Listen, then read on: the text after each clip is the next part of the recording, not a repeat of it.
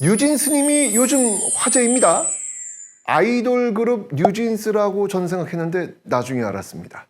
새로울 뉴, 나아갈 진. 뉴진이라는 법명이라는 사실 말이죠. 영어와 한자가 결합된 최초의 법명이라고 합니다. 이 머리카락도 없으신데 뭘 이렇게 자꾸 이렇게 터시더라고요. 나중에 알았습니다. 이 고통과 번뇌를 털어내고 계신 거랍니다. 부처 한접 하시는데 이게 두 손을 이렇게 모으고 이렇게 찌르시더라고요. 나중에 알았습니다. 이 합장을 하며 수행을 하는 거라 이 손바닥을 뗄 수 없어 그대로 위로 찌르시라는 겁니다. 조용히 산사에서 수행을 하며 중생들을 교화시키는 모습이 이 스님을 떠올리는 일반적 모습입니다. 그런데 이 뉴진 스님은 승복을 입고 클럽에서 이렇게 춤을 추십니다.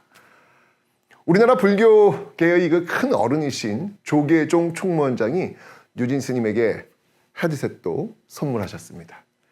이게 난리가 나가지고요. 홍콩, 대만 등 정말 세계 각지로 일종의 K-불교를 알리고 계신다고 합니다. 난리가 문제가 되기도 했죠. 말레이시아에서는요, 불경을 희화한다면서 입국을 불허해달라는 청원도 올라왔다고 합니다. 돈 벌기 위해 부캐를 이용한 쇼라는 비판은 물론 있습니다. 그런데요, 뉴진 스님의 이런 파격적인 모습, 이게 원조일까요? 원조 아닙니다. 원조 따로 있습니다. 바로 훨씬 예전 원효대사입니다. 자, 여러분들 원효대사 하면 무엇이 떠오르십니까? 네, 해골물 사건. 해골물 떠오르시죠? 깜깜한 밤에 너무나도 목이 말라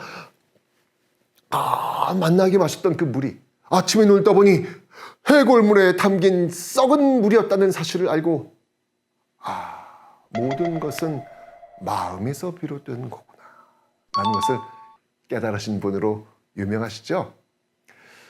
이후 원효는요, 민중 속으로 불교를 들고 들어갑니다.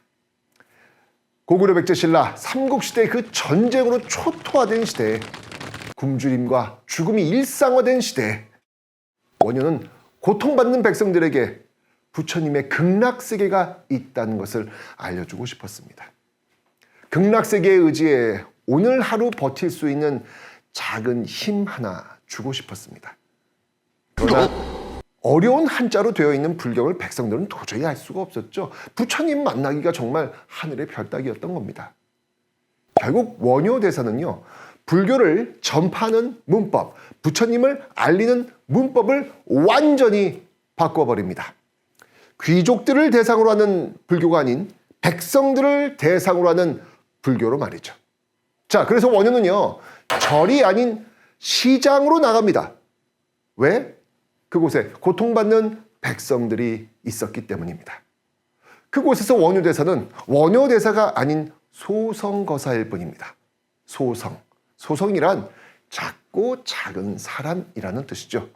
작고 별 볼 일 없는 사람이라고 스스로를 완전히 낮추어 버린 겁니다.